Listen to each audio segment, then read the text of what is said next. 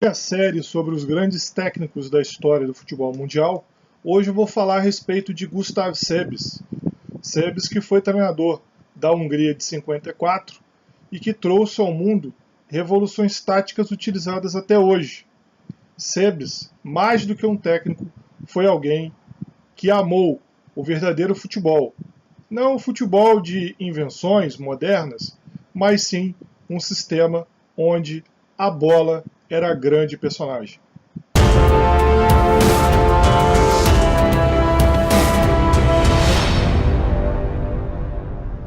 Bem, gente, hoje eu vim falar da minha série de grandes treinadores, né? Já fiz vídeos falando a respeito de Rinus Michel, falando a respeito também de Brian Clough, a respeito do Tele Santana também, no meu vídeo a respeito do São Paulo, campeão mundial de 92, onde foi campeão contra o Barcelona. Naquele mesmo vídeo eu acabei falando também a respeito do Johan Cruyff.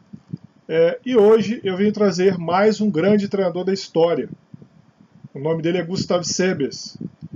Sebiš que é pouco conhecido entre os mais jovens, mas foi um cara que revolucionou o futebol. A Holanda de 74, do carrossel holandês, meu vídeo mais acessado inclusive, né, para você que ainda não assistiu, vou deixar o link na descrição, foi baseado no esquema tático nessa equipe de Sebiš. O Brasil de 58, campeão mundial, com Pelé, Garrincha, Zagallo, foi também o esquema baseado no WW de Gustav Sebiš.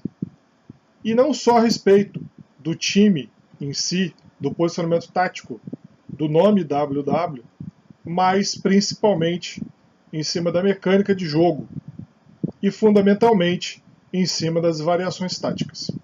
Bem, gente, aqui na prancheta trago para vocês o esquema.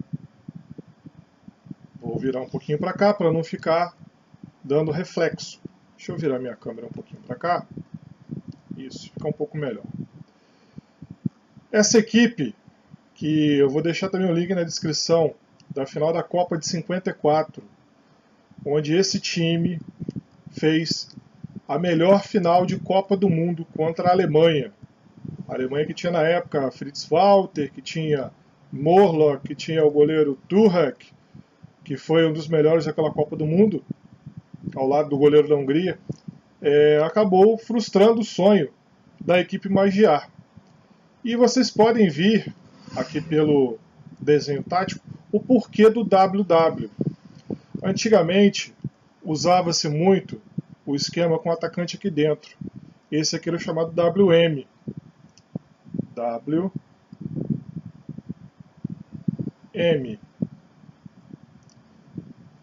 O Sebiš, percebendo que esse jogador dele aqui era um jogador que não tinha tanta velocidade, puxou-o para o meio de campo e acabou inventando o meio atacante. Esse camisa 10 que a gente tem hoje no futebol mundial, que joga ali nessa região aqui, próxima da zona de armação, foi criado pelo Sebiš. Até então o futebol era um futebol lateralizado, de jogadores que corriam pelas laterais do campo. Esse time que fez essa final histórica e que tanta tática revolucionou, chegou à final da Copa do Mundo e jogou com seu time base com o goleiro. Eu vou fazer uma pronúncia, gente, deixa eu fazer com a mão esquerda aqui, para não ficar meu braço à frente do rosto, eu sempre esqueço disso. Mas eu vou fazer aqui a pronúncia como eu escutei a pronúncia do narrador alemão, na Hungria o dialeto é o alemão, como ele pronunciava o nome dos jogadores. E eu vou pronunciar como o narrador pronunciou o nome de cada um deles. Grokšis no gol. Na lateral direita, e zaga pelo lado direito, né, porque naquela época o lateral era um zagueiro. O Buchanski. O zagueiro central, Laurent e Lantos, pela lateral esquerda, ou zaga esquerda. No meio campo, o volante Zacarias, Bozic era o volante ali, o segundo volante, esse jogador aqui que inclusive Aqui no posicionamento tático era um jogador que saía um pouco mais, ele fazia essa parceria aqui, como hoje a gente tem o segundo volante, né? O jogador que chega mais na frente. Assim, para sintetizar bem, ele era um Elias melhorado, muito melhorado inclusive, tecnicamente falando. O Boksic era um jogador que fazia essa função com a camisa 5 da equipe Magyar. Na ponta direita, Shiborn. O Shiborn, inclusive, que era um jogador que de origem húngara, né, e de origem de campo da ponta esquerda.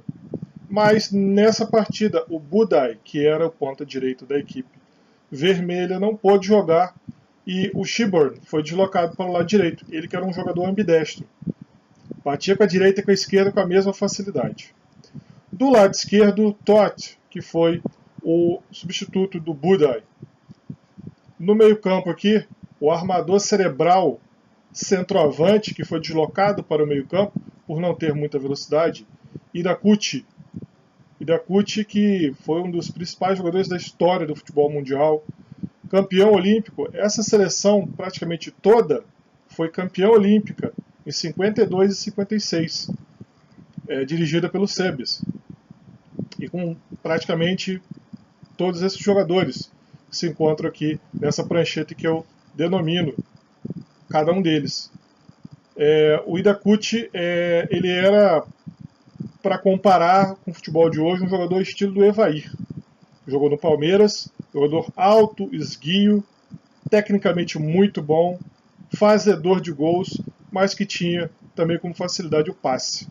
Ele fazia esse falso 9, que hoje em dia a gente tanto escuta, que o Messi faz o falso 9, o Luan do Grêmio faz o falso 9, tantos falsos 9, mas quem começou com esse estilo de falso 9 foi o Idakuchi, por ideia do Sebes. No ataque, o major galopante, Ferenc Puskás, o Puskás que apareceu no meu vídeo a respeito dos maiores de todos os tempos. Vou deixar também o link na descrição para quem não assistiu. E aqui como centroavante, outro jogador histórico também do Real Madrid, a exemplo do Puskás, o Sandor Kocsis. Kocsis também, que era um jogador também alto, muito habilidoso e que tinha bastante velocidade também. Esse ataque com Puskás e Kocsis tinham dois jogadores altamente velozes. O ideal dessa equipe, que eu falo que foi baseado o carrossel holandês, porque o Loran, que era o zagueiro central, ele por muitas vezes passava da linha do meio-campo e fazia um terceiro armador atrás dos meio-campistas, fazendo praticamente aqui, ó, um primeiro volante, adiantando Zacarias e Borsik, com esses dois fechando mais pelo meio. Contra equipes mais frágeis, a equipe Magyar jogava dessa maneira. E quando perdia a bola, diferenciava um pouco o estilo do jogo, porque esse primeiro volante aqui, o Zacarias, vinha aqui para trás, fazendo o chamado quarto zagueiro. Conhecem esse esquema aqui? Esse esquema aqui foi o esquema utilizado pelo Brasil na Copa de 58. O 4-2-4. O 4-2-4 era isso aqui.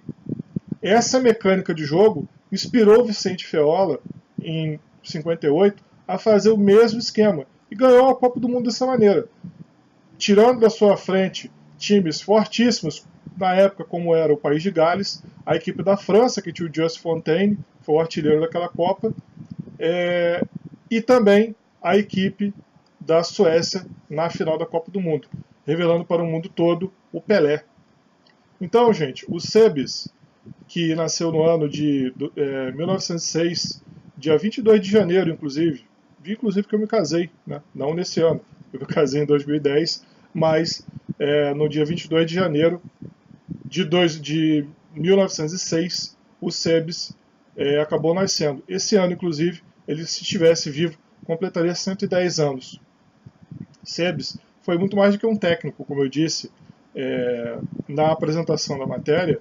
Ele foi um amante do futebol bonito, ele foi um amante do futebol vistoso, onde ele tentava sempre fazer com que a bola fosse a sua principal estrela dentro do campo. Não apenas os jogadores, mas sim a técnica que eles podiam aplicar e os movimentos que eles poderiam fazer dentro de campo, sempre visando o gol.